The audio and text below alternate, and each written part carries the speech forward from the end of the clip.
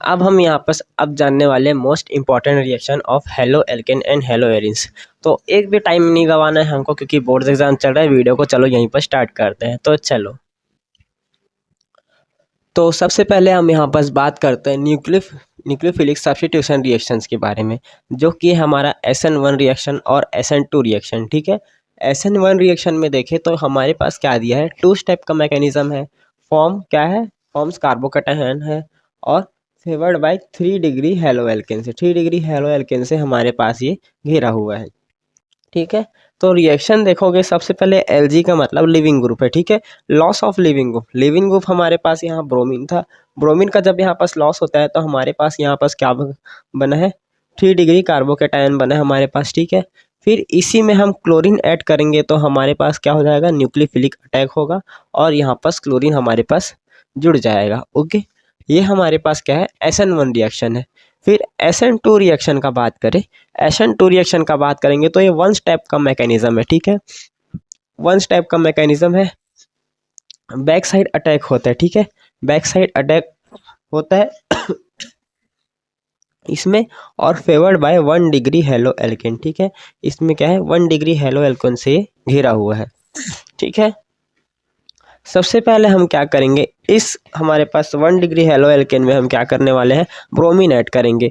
Bromine add करने के बाद यहाँ पर बैक साइड अटैक हुआ हमारे पास, बैक साइड अटैक से यहाँ पर ब्रोमीन इस तरह के जुड़ गया।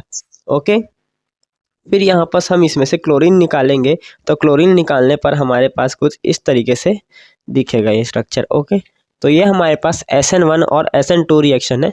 इसको चाहो तो आप नोट कर सकते हो, देख लो, समझ लो, नोट कर लो। चलो आगे बढ़ते हैं।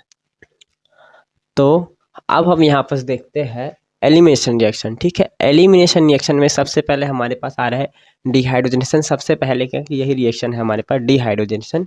एलिमिनेशन यानी खत्म कर देना। ठीक है, खत्म कर देंगे हम यहाँ पर, जैसे कि यहाँ पास एल्किल हैलाइड है। ठीक है, RX के साथ हमने मिला एल्कोहलिक KOH। ठीक है, हमारे पास एल्किल हैलाइड था, उसमें RX हमने मिला दिया, एल्कोहलिक KOH मिलाया।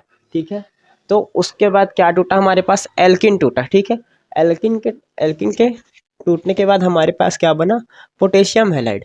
पोटेशियम हैलाइड के बाद हमारे पास यहाँ पानी निकला। ठीक है, पानी निकला। ठीक है, RX के साथ alcoholic OH, RX alcoholic OH, उसके बाद क्या याद रखोगे, एल्किन, पोटेशियम हैलाइड और क्या, H2O। ठीक है, और ये किसको फॉलो करता है, सेटज़ैप रूल को फॉलो करता है। ठीक है, सेटज़ैप रूल को फॉलो करता है, ये हमको जानना है।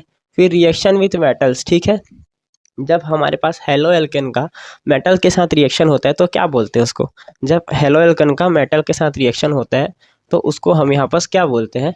सबसे पहले यहाँ पास हम यहाँ पास 2 RX लेंगे, 2 एल्किल हाइड लेंगे, प्लस में क्या लेंगे, 2 सोडियम लेंगे। तो हमारे पास क्या बना, हमारे पास 2 R था, इसलिए RR निकला। सबसे पहले 2 R हो गए। ओके, फिर हमारे पास X भी 2 था और सोडियम भी 2 था, इसलिए दोनों एक साथ हो गए।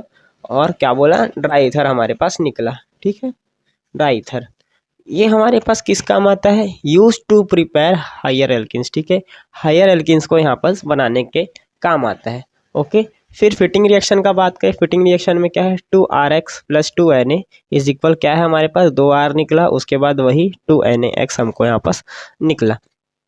ठीक है, फिर हमारे पास आ रहा है वुड्स फिटिंग रिएक्शन। ठीक है, वुड्स रिएक्शन और वुड्स फिटिंग रिएक्शन दोनों अलग होता है। ठीक है, ये जान लेना। फिर RX के साथ हम यहाँ पास क्या करेंगे, ARX का रिएक्शन कराएंगे, प्लस में क्या है 2Na है, 2 सोडियम है, फिर क्या हमारे पास निकला RAR प्लस 2NaX। ठीक है, तो इसको आप नोट कर लो, मैं लाइट बंद कर देता हूँ, नोट करो जल्दी से।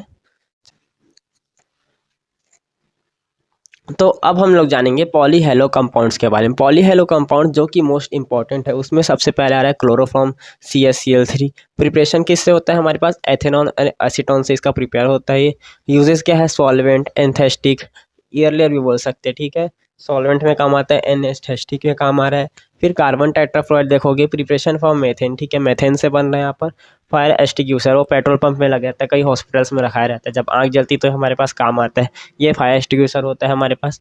फिर chemical reaction of hello arenes देख लो। सबसे पहले न्यूक्लियोफिलिक सब्स्टिट्यूशन में देखोगे डाउस प्रोसेस। ठीक है, डाउस प्रोसेस में हमारे पास क्लोरोबेंजीन के साथ हमको क्या चाहिए, सोडियम हाइड्रोक्साइड और हमारे पास कितना इसका टेम्परेचर और प्रेशर चाहिए, 623 केल्विन और 300 एटमॉस्फेरिक प्रेशर, ठीक है। फिर हमारे पास इससे क्या बना, फिनॉल बना। फिर बेंजाइन मैकेनिज्म देखोगे, occurs in presence of strong base of base NaNH3, ठीक है।